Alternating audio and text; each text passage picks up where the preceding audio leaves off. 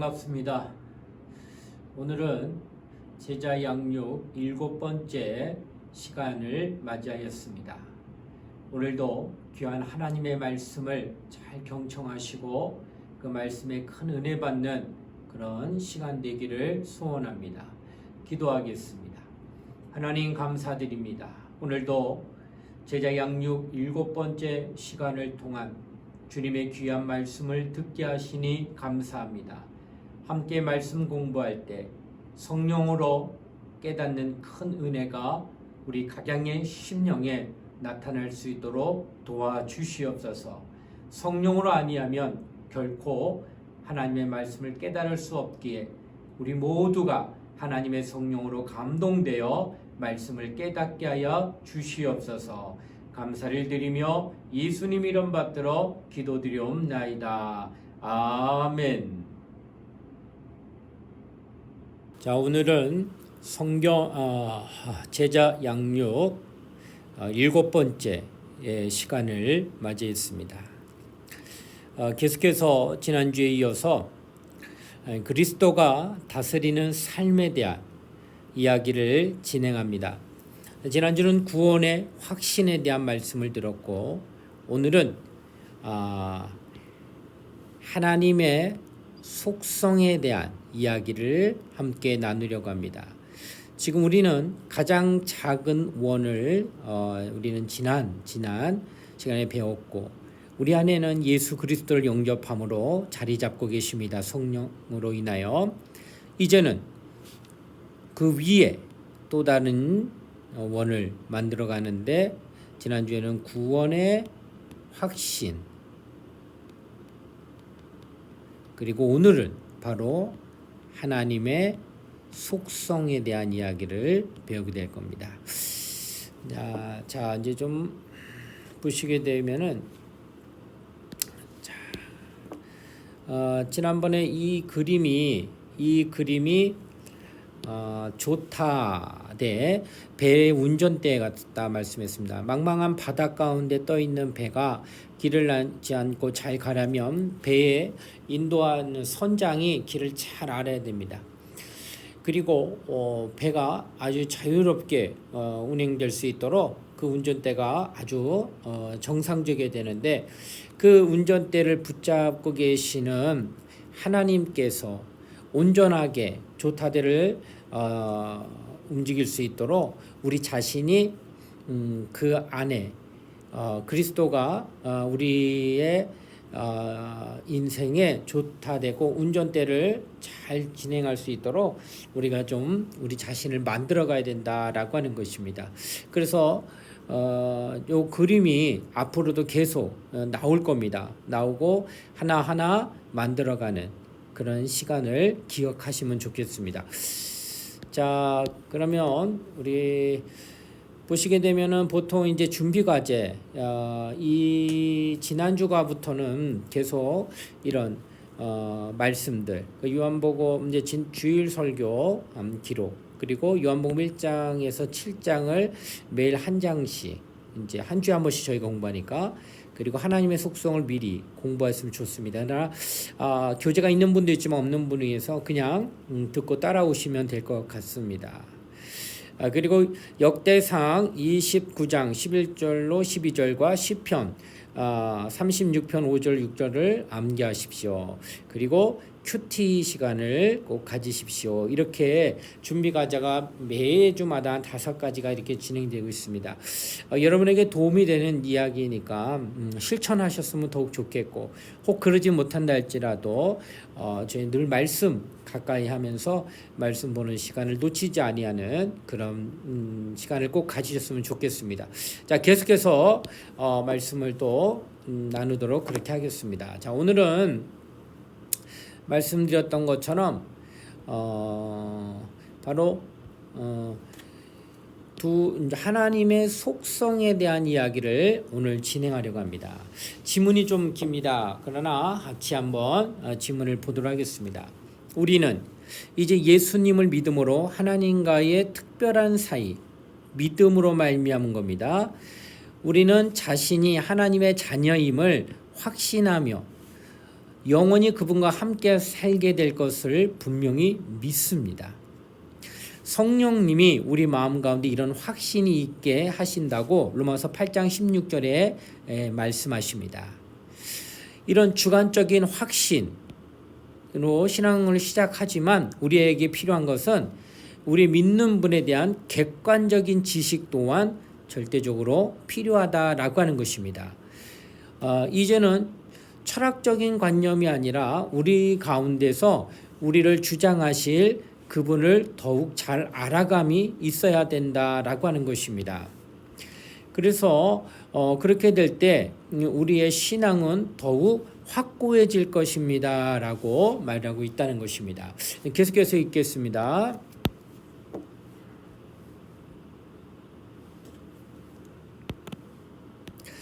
자, 그리스도인으로서 당신은 이미 하나님을 알고 있습니다. 여러분과 제가 전에 공부했던 것들이 다 하나님에 대한 공부였습니다. 그러나 당신의 생활에서 항상 하나님이 중심에 계시게 하기 위해서는 그분의 속성을 좀 더 잘 알아야 합니다. 그래야 하나님의 백성으로 하나님이 원하시는 삶을 살 수 있기 때문입니다. 성경은 하나님의 성품에 관해서 자세히 가르쳐 줍니다. 어디서만요? 성경에서만 배울 수 있습니다. 하나님의 말씀. 자, 그러면 계속해서 읽겠습니다. 하나님과 그분의 성품에 대해서 모르기 때문에 불신하고 의심 그리고 하는 사람이 참 많습니다. 하나님에 대해 아는 것은 매우 중요합니다. 하나님에 대해 모르면 주위에서 일어나는 일을 이해하기가 어렵고 방향감각 없이 인생을 살기 때문에 그릇된 행동을 하기 쉽습니다. 우리가 할 수 있는 가장 위대한 생각은 하나님에 관한 생각입니다. 그리고 이런 생각들은 하나님의 진리와 일치해야 합니다. 그럴 때 우리는 참 예배를 드릴 수 있고 진정한 그리스도인의 삶을 살아갈 수 있다라고 하는 것입니다. 그러니까 여러분, 우리가 하나님에 대하여 알아가는 것이 왜 중요하냐면은 우리는 삶 가운데에 일어나는 많은 사건과 상황들을 맞이하게 되는데 하나님에 대하여 모른다고 한다면 왜 이런 사건이 나에게 일어나고 이런 상황이 왜 내게 일어나야 되는가 이해가 어렵고 방향 감각이 없이 잘못된 판단을 하게 될 수밖에 없다는 겁니다. 그래서 신앙인 가운데서도 예수를 믿고 난 뒤에 하나님에 대하여 모르고 그냥 막연하게 예수 그리스도를 믿음으로 구원받는다는 이 하나만, 이건 구원받는 건 맞습니다. 그러나 우리가 바로 하나님의 부르심을 받지 않습니다. 이 땅에 머물게 하시면서 하나님의 뜻을 이루게 하시는 하나님의 그 계획하심이 있는데 그 계획하심인 대로 인도를 받아야 되는데 우리가 하나님에 대해서 모르게 되면은 그런 계획하심에 대하여 역으로 뜻을 거슬려 행동하고 또 잘못된 길을 선택할 수 있다라는 것이에요. 그래서 우리는 하나님의 말씀을 좀 잘 듣고 또 말씀을 통하여 하나님을 알려주시는 것을 깊이 깨달아야 될 필요가 있다는 겁니다. 자, 그러면 호세아 6장 3절과 6절에 호세아 선지자가 강조한 것은 과연 무엇이었겠는가? 우리 한번 좀 찾아보도록 하겠습니다. 자, 여러분 호세아 6장 6절 말씀입니다. 한번 찾아보세요.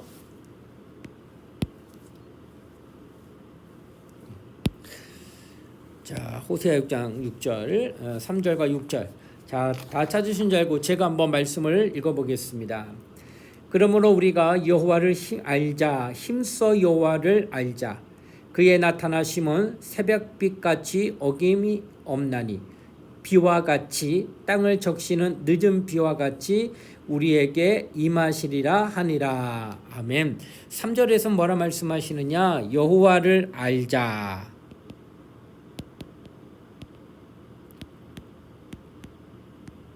보통 하는 게 아니라 힘써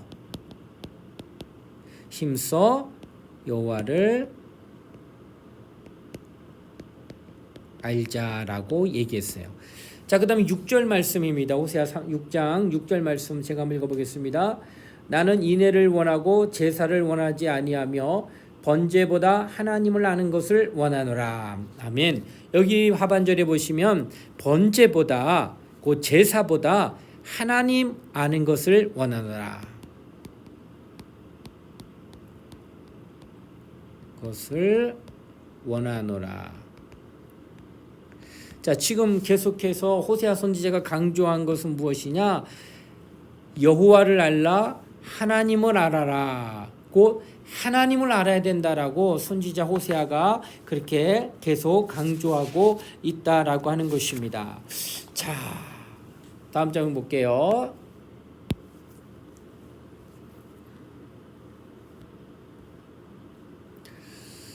하나님을 알기 위해 우선 성경에 나타난 속성을 공부해야 됩니다. 하나님 어떻게 알 수 있을까? 예, 말씀을 통하여서만 알 수 있는 겁니다.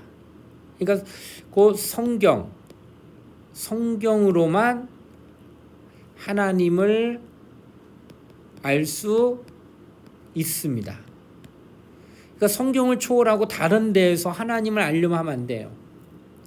그러니까 오직 하나님의 말씀으로 말미암아 하나님을 알아가는 거예요. 하나님이 말씀에 자신을 나타내 주셨기 때문에 그래요. 그러니까 우리는 하나님의 방법대로 하나님을 알아가는 거예요.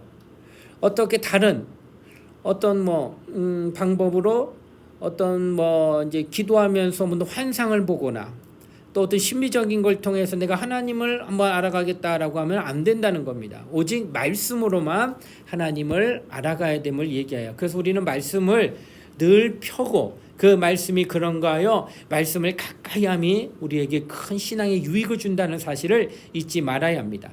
자, 그러면 첫 번째 하나님께만 있는 성품인데 이거는 비공유적 속성이라고 그래서 하나님께만 있습니다. 그러니까 요건 하나님께만 있는 성품이에요. 공유가 안 됩니다. 너도 갖고 나도 갖고 모두가 함께 할 수 있는 그런 게 아니라 오직 하나님만 가지고 계시는 유일한 성품, 그 부분을 함께 말씀을 보겠습니다. 이러한 성품은 오직 하나님께만 속한 것이므로 피조물이든 영적인 것이든 이 성품을 닮은 존재는 아무도 없다는 사실이에요. 이 성품은 역대상 29장 10절로 13절에 기록되어 있습니다. 한번 찾아보실까요? 역대상 29장 10절로 13절까지 말씀입니다. 한번 다 찾아보시겠습니다. 말씀을 찾아서 같이 한번 말씀을 보셔야 됩니다. 성경 찾는 게 상당히 많습니다. 여러분 속도감 있게 좀 성경을 계속 찾아가면서 말씀을 좀 읽고 또 공부할 수 있도록 그렇게 하겠습니다. 자, 역대상 29장 10절로 13절 말씀을 제가 한번 읽어보겠습니다. 다윗이 온 회중 앞에서 여호와를 송축하여 이르되 우리 조상 이스라엘의 하나님 여호와여 주는 영원부터 영원까지 송축을 받으시옵소서. 여호와여 위대하심과 권능과 영광과 승리와 위엄이 다 주께 속하였사오니 천지에 있는 것이 다 주의 것이로소이다. 여호와여 주권도 주께 속하였사오니 주는 높으사 만물의 머리이심이니이다. 부와 귀가 주께로 말미암고 또 주는 만물의 주제가 되사 손에 권세와 능력이 있사오니 모든 사람을 크게 하심과 강하게 하심이 주의 손에 있나이다. 우리 하나님이여 이제 우리가 주께 감사하며 주의 영화로운 이름을 찬양하나이다. 아멘. 역대상 29장 10절로 13절에 있는 말씀 바로 뭘 얘기할까요? 먼저는 영원에서 영원까지 여러 자세히 할 수 있습니다. 그다음에 주제가 되신다는 겁니다. 그래서 창조주 또 그에게 영광이 있다. 이제 여러 가지로 해가지고 대략 이렇게 표현할 수 있을 것 같습니다. 자, 하나님은 주권자. 이 말은 지배자, 최고의 통치자라는 뜻입니다. 그래서 하나님은 이 우주의 최고 통치자. 그보다 더 큰 이가 없다는 이 최고라고 하는 가장 높은 분이에요. 이 땅에서도 각 나라의 임금이기 때문에 그 임금은 그 나라의 통치자입니다. 그러나 하나님은 우주 그 모든 것들의 통치자이십니다. 로마서 11장 36절입니다. 하나님의 주권을 어떻게 묘사하고 있는가? 로마서 11장 36절 한번 찾아보시겠습니다.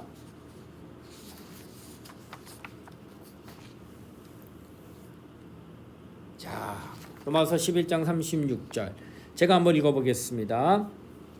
이는 만물이 주에게서 나오고 주로 말미암고 주에게로 돌아갑니다. 그에게 영광이 세세에 있을지어다. 아멘.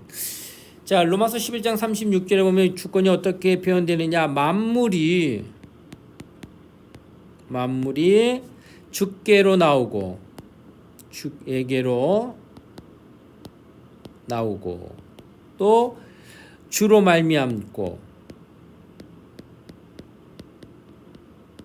그리고 주께로 돌아감이라.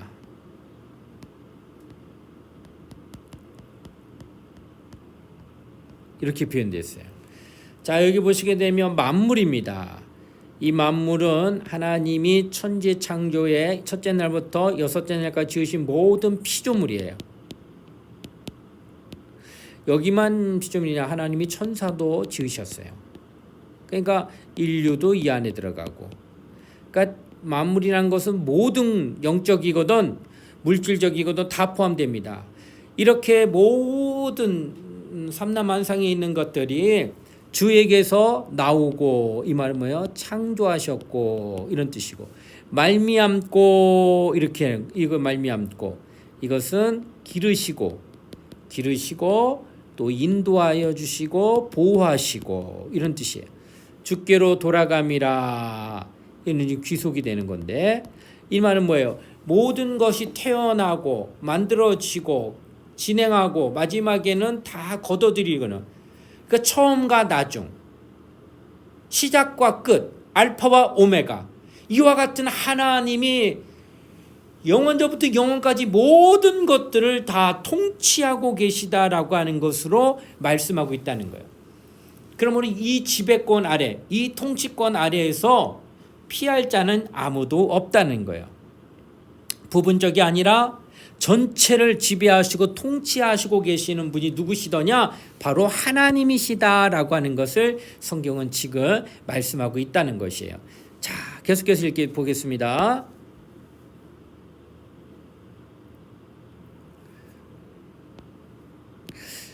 이 사실을 생각할 때 내 인생에 대한, 내가 사는 이 세상에 대한 내 자세는 어떻게 변합니까? 라고 물었어요. 자, 어때요? 모든 주권. 저는 그러므로 일단 우연이 없고 모든 것은 하나님의 주권으로 인도받고 있다. 그러니까 우연을 닮은 운명이라고도 말합니다. 그러니까 운명론도 없다는 거예요. 우연도 없다는 거예요. 왜요? 하나님이 처음과 나중 모든 것들을 다 하나님의 주권 아래 두시면서 인도하고 있다라는 사실이에요. 그래서 오늘날 내가 이 땅을 살아가면서 나에게 이루어지는 모든 사건들이 우연이나 운명 탓할 수가 없다는 거예요. 하나님의 주권으로 인도받고 있다라고 하는 것을 성경은 지금 말하고 있다고 하는 것이에요. 곧 이것을 좀 더 풀이하게 되면은 하나님의 경륜과 섭리가 나타나고 있다는 거예요. 하고 있다. 자, 여기서 경륜과 섭리가 나옵니다. 경륜이라고 하는 것은 하나님이 주권하시되 하나님의 일방적으로 진행하시는 거예요. 그러니까 일방적인, 하나님이 그냥 어느 간섭 없이 그냥 그대로 하나님 뜻대로 계속 진행하시고 일하시고 역사하시고 이루시고, 이것이 바로 하나님의 경륜이에요. 사람이 알던 모르던 상관없다는 거예요. 오직 하나님만 하나님 뜻대로 인도하시는 것이 경륜입니다.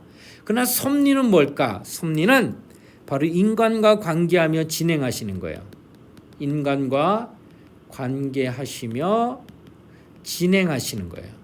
그러니까 하나님의 주권이 섭리를 통하여 나타나고 있는가 하면 하나님의 주권이 경륜을 통하여 나타날 수도 있다는 거예요. 경륜을 통하여 나타날 때는 창조 이후로부터 지금까지의 모든 하나님의 만물을 통치하시고 지배하시는 것에 대해 인간이 이해하지 못하고 깨닫지 못해도 그냥 진행이 계속되는 거예요. 하나님 뜻대로.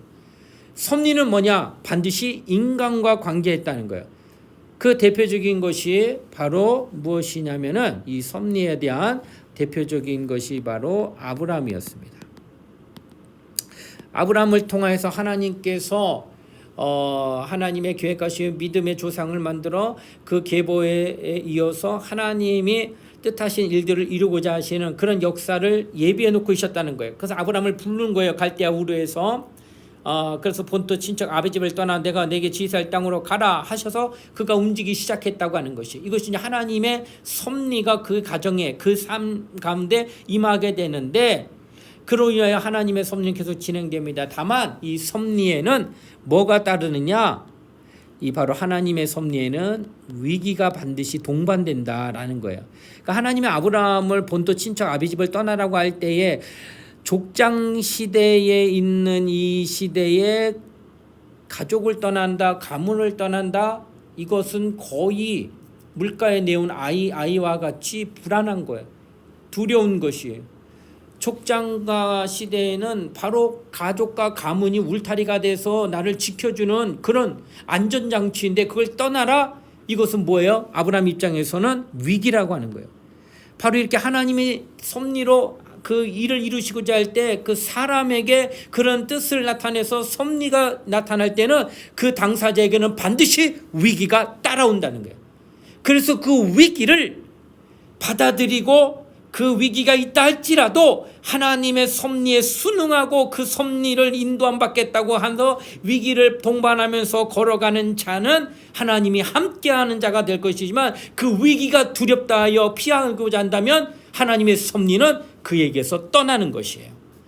그래서 여러분과 내가 하나님의 주권 아래에 있대 하나님의 경륜을 따라서 이루어지는 모든 우주적인 사건들은 하나님 일방적으로 진행하실 겁니다. 그러나 섭리를 통하여 나를 통해 하나님의 뜻과 계획하심을 이루어지고 할 때는 하나님께서 내게 와서 말씀하실 때 그 말씀대로 살아가고 그 말씀대로 순종할 때 반드시 위기가 따르게 되어 있다라고 하는 것이에요. 그래서 여러분과 나는 어떻게 선택해야 됩니다. 위기가 오더라도 나는 하나님의 섭리가 우리의 삶과 우리 가정에 나타나길 소원합니다면 위기를 받아들여야 돼요. 그리고 그 위기를 위해서 극복하고 기도하며 하나님의 뜻을 더욱더 쫓아가야 되는 거예요. 바로 이렇게 해서 하나님의 주권이 온 세상에 지금 나타나고 있다라고 하는 것입니다. 자, 두 번째, 하나님은 영원하십니다. 하나님이 존재하지 않으시던 때는 결코 없었습니다. 하나님은 시작도 끝도 없으신 분입니다. 그리고 시간의 제약을 결코 받지 않으십니다. 하나님은 항상 살아계셔서 현재처럼 분명하게 우리의 과거와 미래를 보시는 분이다라고 하는 겁니다. 그래서 이사야서 44장 6절과 디모데전서 1장 17절은 하나님의 영원성을 각각 어떻게 표현하는지 찾아볼 수 있습니다. 자, 말씀 한번 찾아보겠습니다. 이사야 44장 6절입니다. 이사야 44장 6절. 자, 제가 한번 말씀을 읽고 또 여러분 디모데전서 1장 17절도 이제 찾으시는데, 먼저 이사야 44장 6절 말씀을 제가 읽어보겠습니다. 이스라엘의 왕인 여호와 이스라엘의 구원자인 만군의 여호와가 이같이 말하노라. 나는 처음이요 나는 마지막이라. 나 외에 다른 신이 없느니라. 아멘. 그래서 지금 이사야 44장 6절에 말씀하기를 나는 처음과 마지막 이렇게 표현합니다. 처음과 마지막. 또 디모데전서 1장 17절. 네, 디모데전서 1장 17절. 자, 제가 한번 읽어보겠습니다. 영원하신 왕, 곧 썩지 아니하고 보이지 아니하고 홀로 하나이신 하나님께 존귀와 영광이 영원 무궁하도록 있을지어다. 아멘. 자, 여기에서는 그 영원성을 어떻게 표현하느냐? 영원하신 왕으로 표현하되 곧 썩지 아니하고 보이지 아니하고 그리고 홀로 하나이신 하나님. 그렇죠? 이렇게 표현하고 있습니다. 영원성에 대하여 썩지 아니하여 그리고 보이지 아니하신 홀로 오직 하나이신 하나님. 그러니까 썩지 아니하는 영원함을 갖고 계시는 홀로 한 분이신 하나님, 처음과 마지막이 되시는 하나님, 이 부분을 지금 이야기하고 있다는 거예요. 그분의 영원성을 말씀하고 있습니다. 자, 계속해서 말씀 더 읽어보겠습니다.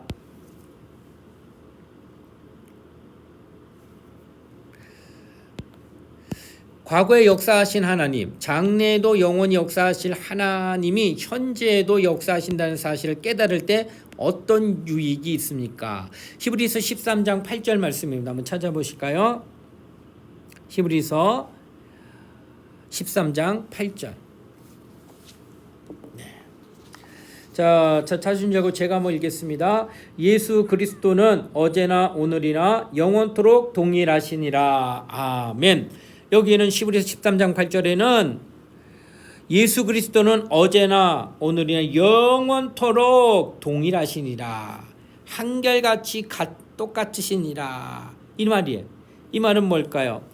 그러니까 하나님에 대하여 과거에만 역사하셨던 하나님, 이런 표현이 아니에요. 우리가 성경을 읽으면 다 과거에 2000년 전에 오신 예수님의 역사에 대한 이야기가 기록되어 있습니다. 과거에 머물러 계신 분이 아니라는 거예요. 과거나 오늘이나 영원토록 동일하시다는 것. 그때 과거에 역사하신 하나님은 언제도 오늘도 동일하게 역사하시는 분이다. 역사하시는 분. 이렇게 표현하고 있는 거예요. 이렇게 표현하기 때문에 어떤 유익이 있느냐? 오늘 살아계셔서 나에게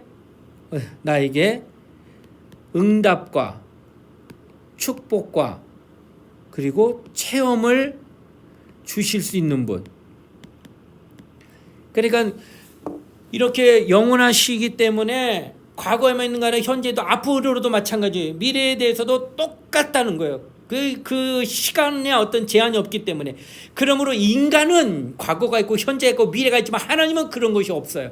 그렇기 때문에 과거 사람이 만난 하나님은 오늘날도 똑같지만 앞으로도 태어날 사람들도 똑같이 살아계신 하나님을 동시에 만날 수 있다라는 사실이에요. 그러므로 오늘날 나는 하나님에 대하여서 과거의 역사를 더듬어서 그런 하나님이 계셨구나 하고 그런 하나님을 추억하는 게 아니라 오늘 나와 함께 하시는 하나님, 오늘 내게 응답 주시는 하나님, 오늘 내게 치료를 해주시는 하나님, 오늘 내게 생명 주시는 하나님, 오늘이라고 하는 이 오늘에 대한 역사하심이 하나님 앞에 있다라는 거예요. 이 얼마나 큰 은혜입니까? 내가 지금 질병 걸렸는데 이와 같은 질병에 과거에 고침받은 사람이 있다는 거예요. 성경에. 그런 하나님은 그때는 고쳤지만은 만약에 하나님의 이런 영원성을 내가 모른다면 기도 못하겠죠. 담대함이 어디 있어요? 우리가 기도하고 담대하는 까닭은 하나님은 영원하시기 때문에 과거의 하나님은 오늘에도 앞으로도 계속 살아 역사하시는 하나님이시니까 나는 오늘 이 시간 과거에 그 역사했던 하나님이 오늘 나도 고쳐줄 걸 믿기 때문에 영원하신 분임을 믿기 때문에 나는 담대하게 구합니다. 나는 담대하게 하나님 앞에 찾고 두드리고 그리고 하나님의 응답을 받겠습니다 하고 기도할 수 있다는 거예요. 하나님의 속성을 알게 되면 그런 기도 나옵니다. 그러나 하나님에 대해 모르면 기도할 수가 없죠. 깨닫는 바가 없고 진리를 모르니. 그래서 성경 말합니다. 진리가 너희를 자유케 하리라. 그러니까 하나님의 말씀을 진리라고 그래요. 그러니까 이 말씀을 알게 되면 자유한다는 것은 어떤 제한이 없이 기쁨으로 감사함으로 구하여 응답받을 수 있는 그 믿음과 확신이 그에게 나타날 수 있다는 거예요. 자, 한번 계속해서 말씀 봅니다. 하나님은 또한 어떤 분이에요? 전지하신 하나님. 하나님은 모든 것을 아십니다. 그분이 새롭게 발견하시는 사실은 아무것도 없는 거예요. 새로운 게 없어요. 그분은 모든 걸 이미 다 알고 계시기 때문에. 그 성도의 구원에 대해서도 또 이 세상의 모든 일에 대해서도 그분이 모르시는 것은 하나도 없다라고 하는 것이에요. 하나님은 모든 지식의 근원이시며 이사야 40장 12절로 14절 그리고 모든 것을 아신다고 요한 1서 3장 20절 말씀입니다. 제가 먼저 그냥 읽어보겠습니다. 여러분 그냥 들으시면 되겠습니다. 이사야 40장 12절로 14절입니다. 누가 손바닥으로 바닷물을 헤아렸으며 뼘으로 하늘을 쟀으며 땅에 티끌을 대에 담아 보았으며 접시 저울로 산들을 막대 저울로 언덕들을 달아 보았느냐. 누가 여호와의 영을 지도하였으며 그의 모사가 되어 그를 가르쳤느냐. 그가 누구와 더불어 의논하셨으며 누가 그를 교훈하였으며 그에게 정의의 길로 가르쳤으며 지식을 가르쳤으며 통달의 도를 보여주었느냐. 아멘. 지식의 근원. 지금 여기에 말한 이사야 40장 12절로 14절에는 헤아리는, 측량하는, 또 어떤 모사가 되어서 가르침을 받는, 또 의논하는, 상의하는, 어떤 교훈하는 이런 것들이 하나님께는 없다는 거예요. 왜요? 그가 모든 것을 다 아시기 때문에. 그러므로 그에게는 어느 것도 하나 통달하여 다 아시기 때문에, 그래서 근원이시다라고 하는 표현을 이사야 40장 12절로 14절에 얘기했다는 거예요. 또한 요한일서 3장 20절 이렇게 증거합니다. 제가 읽겠습니다. 이는 우리 마음이 혹 우리를 책망할 일이 있어도 하나님은 우리 마음보다 크시고 모든 것을 아시기 때문이라. 하나님은 말씀하십니다. 우리를 책망할 일이 있어도 모든 것을 다 아신다. 이렇게 표현하고 있어요. 지금 계속 하나님은 모르시는 게 없는 거예요. 그래서 전지하신 하나님 이렇게 표현합니다. 자, 계속 좀 말씀을 더 보도록 하겠습니다. 자, 아까 읽었는데 이 전지하신 하나님이란 말은 우리 개개인의 모든 것도 아신다는 말입니까? 네, 맞습니다. 다 아신다는 뜻이에요. 하나님이 나에 대하여 모든 것을 아신다는 사실은 내 생활 태도에 어떤 영향을 미칩니까? 마태복음 10장 29절로 31절 이 말씀을 한번 찾아보겠습니다. 마태복음 10장 29절로 31절 말씀입니다. 자, 한번 다 찾아보세요. 여러분 하나하나 지금 하나님에 대한 성품을 알아가는 거예요. 기억하셔야 됩니다. 그래서 마태복음 10장 29절로 31절 말씀을 한번 다 찾으신 줄 알고 제가 읽어보겠습니다. 참새 2마리가 한 아사리온에 팔리지 않느냐. 그러나 너희 아버지께서 허락하지 아니하시면 그 하나도 땅에 떨어지지 아니하니라. 참새 2마리가 한 아사리온에 팔리지 않느냐. 그러나 너희 아버지께서 허락하지 아니하시면 그 하나도 땅에 떨어지지 아니하리라. 두려워하지 말라. 너희는 많은 참새보다 귀하니라. 아멘. 자, 바로 지금 보잘것없는 참새에 2마리가 한 아사리온에 지금 시장에서 팔리고 있는데, 그 날아다니는 새도 하나님께서 허락하지 않으면 결코 땅에 떨어지지 않는다는 거예요. 그 말은 뭐예요? 그 참새도 하나님이 다 먹이신다는 거예요. 에? 허락하셔야지만 그것들을 잡을 수 있지. 만약 아버지께서 허락하지 않으면 그것들은 아버지께서 기르시기 때문에 어느 거 하나도 땅에 떨어지지 않는다는 거예요. 그러니까 하나님은 모든 작은 참새 하나 마리라도 다 알고 있다는 거예요. 이렇게 하나님은 모든 것을 다 아신다라고 성경은 지금 말씀하고 있다는 거예요. 그래서 뭐하냐? 어떤 경우냐? 첫 번째는 그 하나님을 알게 될 때에 우리는 뭐냐 할 수 있냐? 두려워하지 않을 수 있습니다. 자, 두려워하지 않는다. 왜요? 우리가 왜 근심하죠? 걱정하죠? 그리고 왜 이런 것들을 하죠? 불안하죠? 근심이 많고 걱정이 많고 불안한 까닭은 뭐예요? 한치 앞도 내다볼 수가 없기 때문입니다. 우리 앞에 어떤 일이 일어날지 한 치 앞도 내다볼 수가 없기 때문에 우리는 앞날에 대하여서 근심하고 걱정하고 불안하는 거예요. 그러나 우리는 그렇다 이거예요. 하지만 누구는 아셔요? 하나님은 다 아신다는 거예요. 그 아시는 하나님이 나에게 말씀하시기를 두려워 말라 하십니다. 두려워 말라. 내가 다 아니 내가 너를 인도하리라.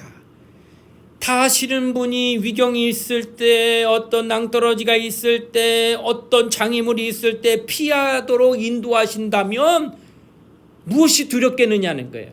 그런 것들이 어디 있는지 모르기 때문에 불안하고 걱정하고 근심하지만 다 아시는 분이 나를 이끌고 손에 잡고 나를 붙들어서 인도해 주신다면 무엇이 두렵겠느냐? 결코 두려울지 않을 수 있다라고 하시는 거예요. 이것이 바로 우리가 신앙생활하면서 두려워할 필요가 없는 이유가 된다는 거예요. 그분은 모든 것을 아시기 때문에.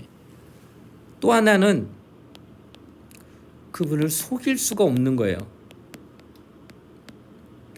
모든 것을 아시는 분한테 무엇을 속일 수가 있겠어요.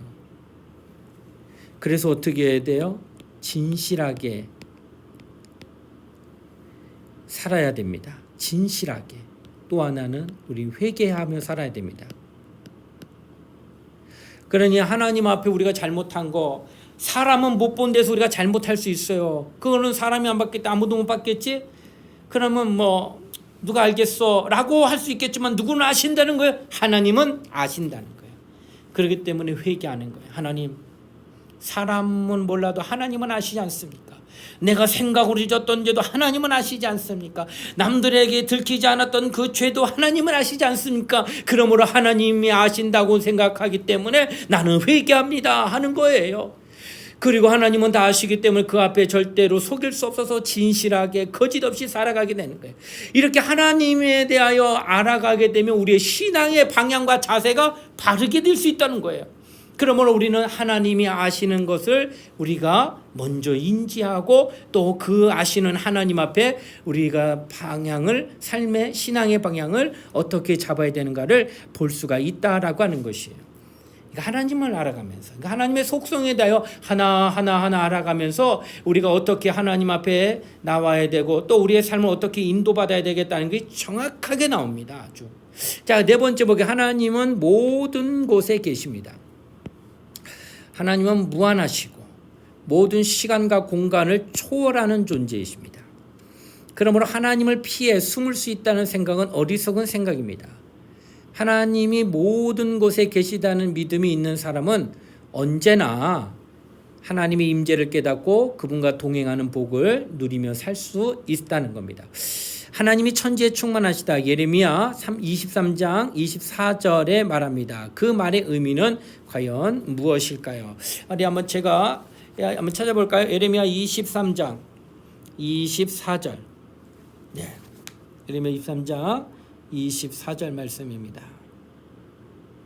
예, 찾으신 줄 알고 제가 읽겠습니다. 여호와의 말씀이니라. 사람이 내게 보이지 아니하려고 누가 자신을 은밀한 곳에 숨길 수 있겠느냐. 여호와가 말하노라. 나는 천지에 충만하지 아니하냐. 아멘. 사람이 내게 보이지 아니하려고, 하나님이 지금 내 눈에 보이지 아니하냐, 하나님이 보이지 아니하고, 그러니 내가 숨길 수 있겠다라고 생각할 수 있다는 것이에요. 그러나 하나님은 천지에 충만하니다. 그러니까 어느 곳이든 다 계시다라고 하는 것이에요. 그래서 이 말은 뭐예요? 내 눈에 보이지 않는다고 해서 그가 없으신 것이 아니다는 거예요. 눈에 보이지 않는다고 해서 안 계신 것이 아니다라는 의미예요. 그런데 지금 이곳에 계십니다. 그러니까 하나님은 어디에든 다 계셔요. 자, 계속해서 보겠습니다.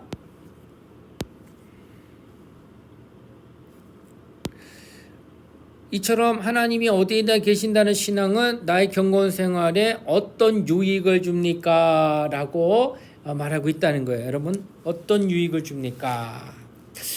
네, 어떤 시편 139편 7절과 8절 말씀 한번 찾아보실까요? 시편 139편 7절과 8절입니다.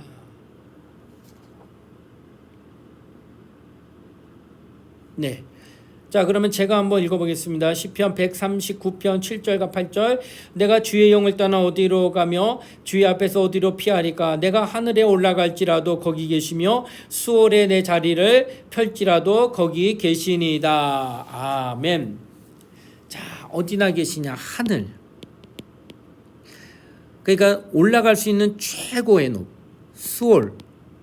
밑으로 내려갈 수 있는 최고의 밑바닥. 그러니 그러니까 공간으로 따지냐면 가장 높은 곳에 가장 낮은 곳에 이렇게 내가 눈을 피하여 간다고 한들 과연 내가 하나님을 피할 수 있겠느냐? 성경은 말하기를 그 하늘과 그 수월에도 계시니라 라고 말씀하고 있다고 하는 것이에요. 그러므로 이런 어떤 거냐? 불안하지 않습니다. 하나님이 어디나 계시기 때문에 불안하지 않다라는 거예요. 여러분 이게 얼마나 생각됩니까? 여러분 아이가 밝은 모습으로 생활하는 걸 보면 하는 것을 보면 그것은 부모가 있다라고 그 아이가 알고 있는 거예요. 부모가 계시다. 그러니까 지금 아이가 바깥에서 나와서 밝게 생활하고 웃고 활동하고 옷도 더럽히고 또 넘어져도 울고 다시 놀기도 하고 하지만 그 아이는 여전히 그렇게 밝은 모습을 보일 수 있는 것은 부모가 계시다는 것을 그가 알고 있기 때문에 그래요. 그런데 부모가 일찍 돌아가신 아이는 이 아이는 뭐라고 말해요? 부모가 없는 아이를 고아라고 표현을 합니다. 이 고아라고 하는 이 표현을 갖고 있는 이 아이는 여러분 그 제대요 식사를 하게 되잖아요. 밝은 부모가 있다는 이 아이 둘 아이인데 식성이 이 고아가 된 아이가 이 밝은 아이보다 2배 내지 3배 정도 식사량이 많아요. 근데도 밥을 맛있게 잘 먹고 난 뒤에 이 아이가 뒤돌아서면서 하는 말이 배고프다라는 말을 한다는 겁니다. 왜 그럴까? 아이가 밝은 아이는 다치든 또 배가 고프면 집에 가면 누가 계셔요? 부모가 계시기 때문에 엄마 밥 줘, 아빠 밥 줘 하면 밥이 나온다는 거예요.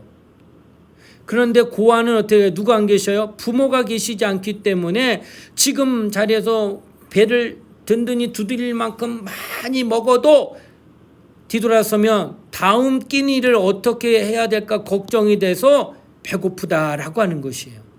그래서 이 아이는 늘 그늘이 져 있어요. 여러분 이거 보셔야 돼요. 그래서 여러분 신앙생활할 때 하나님이 부모님과 같이 늘 계심을 믿고 늘 어디에다 나와 늘 계시다고 믿으면 그 신앙인은 밝아요. 어디가 내놔놔도 힘차요. 용기 있어요. 아주 정말 뭐든지 할 수 있는 가능성을 가지고 뭘 하려고 합니다. 그러나 부모가 없는 아이는 그렇게 그늘이 져 있기 때문에 늘 이러는 어떤 불안함, 이거 어떻게 할까, 다음 끼니를 어떻게 또 먹을 수 있을까, 또 어떻게 내가 생활할 수 있을까 하는 불안함이 늘 있는 것과 똑같다는 거예요. 그래서 여러분과 하나님이 내가 어디에나 다 계시다 그러면 내가 가는 곳곳마다 하나님은 늘 나와 함께 하시다라고 믿게 된다고 하는 것이에요. 이것이 얼마나 우리에게 큰 유익이 되는지. 그래서 여러분이 살아계신 하나님이 나와 함께 계시고 그분은 정말 어디에나 나와 함께 할 수 있다고 믿으면은 여러분 신앙 담대해질 수 있다는 거예요. 불안하지 않을 수 있다는 거예요. 평안할 수 있다는 거예요. 이것을 말씀하고 있다라는 겁니다. 자, 5번째, 하나님은 전능하십니다. 만물의 힘을 모두 합한 것보다 더 큰 힘, 힘이 누구에게 있느냐? 하나님께 있습니다. 그래서 그분의 능력으로 만물을 창조도 하신 것이고 보존도 하시고 구속도 하시고 특별히 우리 믿는 사람을 구원까지도 하시는 거예요. 왜요? 전능하신 분이기 때문에 그에게는 불가능이 없다라는 거예요. 하나님은 전능하시며 그의 능력을 실제로 베푸십니다. 시편 147편 5절 또 에베소서 20절입니다. 이 말씀 제가 한번 찾아서 읽어보겠습니다. 시편 147편 5절입니다. 우리 주는 위대하시며 능력이 많으시며 그의 지혜가 무궁하시도다. 또 에베소 3장 20절 우리 가운데서 역사하시는 능력대로 우리가 구하거나 생각하는 모든 것에 더 넘치도록 능히 하실 이에게 이렇게 됩니다. 자, 뭐냐면 능력이 많으세요. 많다고 그랬어요. 시편은 능력이 많다. 그리고 에베소에서는 뭐라고 말하느냐?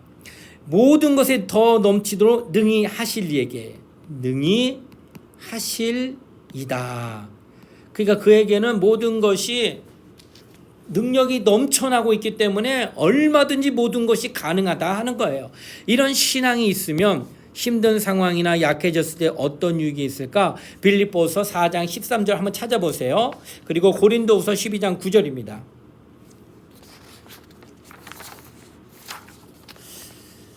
자, 제가 한번 찾아서 읽어보겠습니다. 빌립보서 4장 13절 말씀입니다. 내게 능력 주시는 자 안에서 내가 모든 것을 할 수 있느니라. 아멘. 자, 그 다음에 또 고린도후서 12장 9절입니다. 제가 읽겠습니다. 나에게 이르시기를 내 은혜가 내게 족하도다.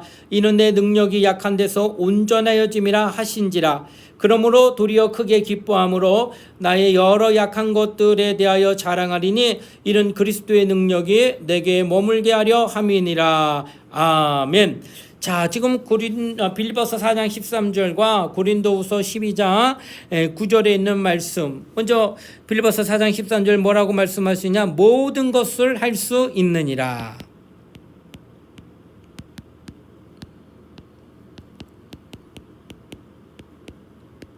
예, 모든 것을 할 수 있느니라라고 말씀하셨어요. 또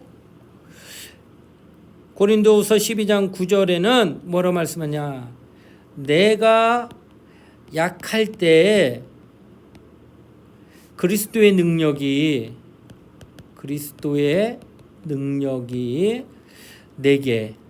내게 머문다. 다른 말로는 내게 나타난다라는 뜻이에요. 그러니까 나는 연약하고 그리고 나는 어렵고 힘든 상황인다 할 때에 하나님은 전능하시기 때문에 그때 나는 모든 것을 할 수 있다라고 하는 그런 하나님의 은혜를 경험하게 된다는 거예요. 또 내가 약할 때 비로소 그리스도의 능력이 내게 머물며 나타나기 시작한다라고 하는 거예요. 그러니까 여러분이 기도를 하잖아요. 근데 여러분 되도록 기도가 어떤 기도예요? 불가능한 기도를 많이 합니다. 그 까닭은 왜요? 나는 불가능해요. 그래서 기도하는데 이것을 가능케 하시는 분이에요. 그가 이렇게 기도하는 까닭은 하나님이 어떤 분임을 알기 때문에 전능하신 분임을 알기 때문에 이렇게 기도하는 거예요. 여러분과 나는 하나님 앞에 우리는 인간의 한계를 가진 자입니다. 그렇기 때문에 여러 가지 많은 것에 넘어지고 때로는 한계에 부딪혀서 포기하고 싶고 좌절하고 낙심하고 절망할 수밖에 없는 상황을 언제든지 만날 수 있는 게 우리 인생입니다. 그러나 그런 가운데 우리는 기도하기 시작합니다. 그런데 그 기도는 모든 제목들마다 다 불가능한 것들을 기도해요. 그럼에도 쉬지 않고 기도하는 까닭이 있다는 거예요. 그 까닭은 나의 기도를 들으시는 분은 전능하신 분이기 때문에 나는 할 수 없지만 하나님은 하실 수 있다고 믿는 믿음이 있기 때문에 불가능을 하나님 앞에 기도 제목을 가지고 나와서 기도하여 그것들을 응답받고 있다라는 사실입니다. 만약 하나님의 전능하심을 내가 믿지 못하고 알지 못한다면 불가능한 기도를 드리지 않아요. 그러나 우리가 드리는 까닭은 하나님이 전능하다고 믿고 있다는 거예요.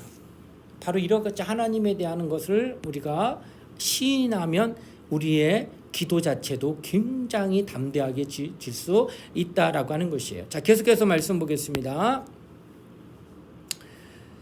자, 하나님은 변치 않으십니다. 약속하신 일들을 모두 이행하십니다. 그러므로 우리는 하나님을 신뢰할 수 있습니다. 하나님의 섭리는 다양하게 변할 수 있지만 하나님은 결코 불변하십니다. 시편 102편 27절 그리고 야고보서 1장 17절 말씀입니다. 자, 그러면 제가 한번 말씀을 찾아서 읽겠습니다. 시편 102편 27절을 제가 한번 읽어보겠습니다. 주는 한결같으시며 주의 연대는 무궁하리이다. 아멘. 또 야고보서 1장 17절 말씀입니다. 제가 한번 읽어보겠습니다. 온갖 좋은 은사와 온전한 선물이 다 위로부터 빛들의 아버지께로부터 내려오나니 그는 변함도 없으시고 회전하는 그림자도 없으시니라. 아멘. 그러니까 하나님은 결코 변하지 않으신다라는 것을 불변으로 이야기하고 있다고 하는 것이에요. 그래서 한결같아요. 늘 한결같아요. 또한 변함이 없어서 회전하는 그림자도 없는 분이라고 지금 성경은 이야기하고 있다는 거예요. 계속해서 읽어보겠습니다. 하나님의 섭리를 이해하지 못하더라도 그의 불변성을 믿으면, 자, 그 다음에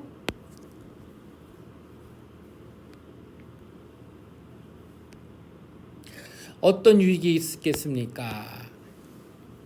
그것을 로마서 8장 28절로 한번 찾아보시겠습니다. 로마서 8장 28절 말씀입니다.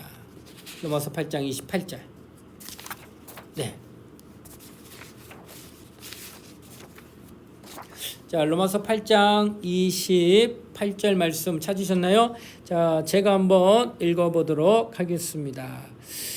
우리가 알거니와 하나님을 사랑하는 자 곧 그의 뜻대로 부르심을 입은 자들에게는 모든 것이 합력하여 선을 이루느니라. 아멘. 자, 여기 보시게 되면은 뭐라고 말씀하시더냐?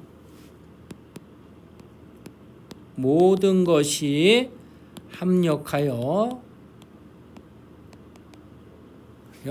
선을 이루느니라. 이렇게 돼 있어요.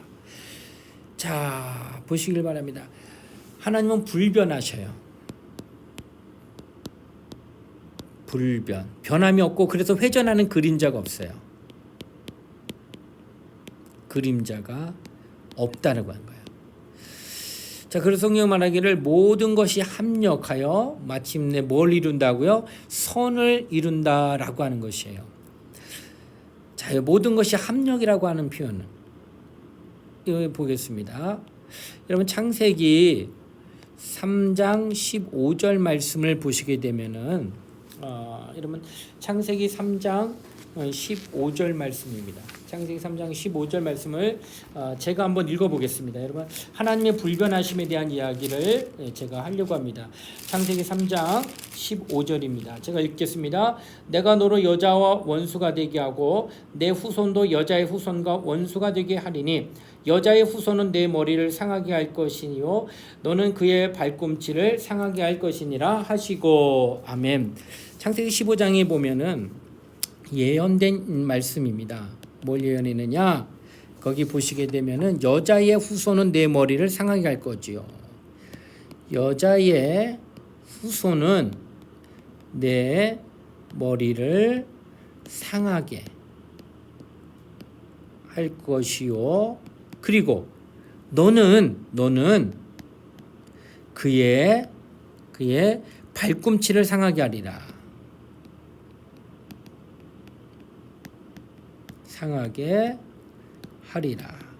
이렇게 표현. 그러니까 창세기 3장 15절은 바로 뱀의 유혹을 받아 하와와 아담이 범죄함으로 인하여서 이제 죄인이 된 그런 상황을 얘기하고 이를 일으켰던 이 뱀에 대하여 하나님께서 말씀하신 겁니다. 여자의 후손은 내 머리를 상하게 할 것이요.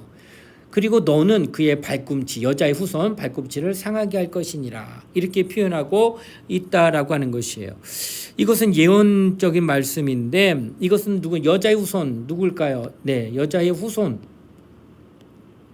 여자의 후손은 예수 그리스도를 얘기합니다. 왜 여자의 후손이라고 할까? 인류는 모두가 아담으로부터 시작해서 내려옵니다. 그리고 여러분과 나는 모두 다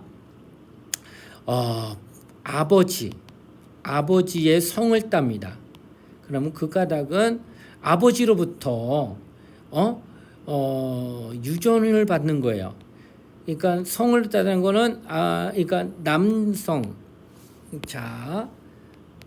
남성과 여성이 있을 때 둘이 결혼하여 아이를 낳게 되면 남성은 이제 씨를 주시고 여자는 이제 그 밭과 같다는 거예요. 그래서 씨와 밭이 만나서 이제 생명이 나오는데 바로 이 씨가 그것을 결정하는 거잖아요. 이 씨에 따라서 밭에 뭐가 나요? 콩을 심으면 콩이 나고 팥을 심으면 팥이 나는 것처럼 김 씨와 이 씨의 여성이 결혼하면은 반드시 김 씨에 대한 성향을 가진 아이가 나온다는 거예요. 씨가 씨이기 때문에. 그래서 모든 인류는 이와 같이 뭐가 돼요? 남자의 후손으로 나올 수밖에 없다는 거예요. 그런데 성경은 지금 창세기 3장 15절에 뭐예요? 여자의 후손인 것은 예수 그리스도는 동정녀 마리아에 의해서 나오셨다는 거예요. 그래서 온전한 여자에 의해서 나온 거예요. 남자와 상관없이. 왜? 성령으로 잉태되셨기 때문에. 그래서 여자의 후손이라는 거예요. 예수 그리스도가. 그 예수 그리스도가 뭐 한다는 거예요? 내 머리, 그 뱀입니다. 마귀, 사단이라고도 합니다. 이 내 머리를 상하게 할 것이요. 그래서 예수께서 머리라고 하는 것은 권세를 얘기합니다. 그래서 머리가 가장 중요하거든요. 그래서 십자가 위에서 예수께서 죽으심으로 말미암아 마귀의 사망 권세를 이제 깨뜨리실 거예요. 그걸 확정한 게 뭐예요? 부활하심으로 말미암아 사망 권세를 깨뜨렸다는 사실이 증거된 거예요. 그래서 예수는 십자가 지심으로 마귀의 머리를 사망 권세를 깨뜨렸고 다만 너는 그의 발꿈치 십자가에 매달려 6시간 동안 고통을 주는 발꿈치 다쳤다고 죽지 않아요. 그러나 머리 다치면 죽는 거예요. 그와 같은 이치로 사망 권세는 깨졌고 예수는 발꿈치와 같은 그 육체의 고난을 받으신 것을 예언을 창세기 3장 15절에 했다는 거예요. 지금부터 2000년 전에 그 사건이 일어났는데 그 사건이 일어날 때에 예수께서 겟세마네 동산에서 기도하셨습니다. 3번이나 겟세마네 동산에서 기도하실 때 3번이나 이 잔이 내게서 지나가기를 원합니다 라고 기도하신 적이 있다는 거예요. 이 잔이 내게서 지나가기를 원합니다. 아들의 간구였어요. 하나님은 아버지로서 들으실 거예요. 그러나 아들은 마침내 말하기를 내 원대로 마옵시고 아버지 원대로 되기를 원합나이다 하고 또 뜻을 돌이켰습니다. 이때 아버지는 참 아들의 그 같은 기도함에 대하여 마음이 결코 편안하지는 않았을 겁니다. 아들을 죽이는 자리에 내놓으니까. 이제는 어디로 가요? 골고다로 갑니다. 골고다에서 예수께서 십자가에 못 박혀 죽으실 때 엘리 엘리 라마 사박다니 하셨어요.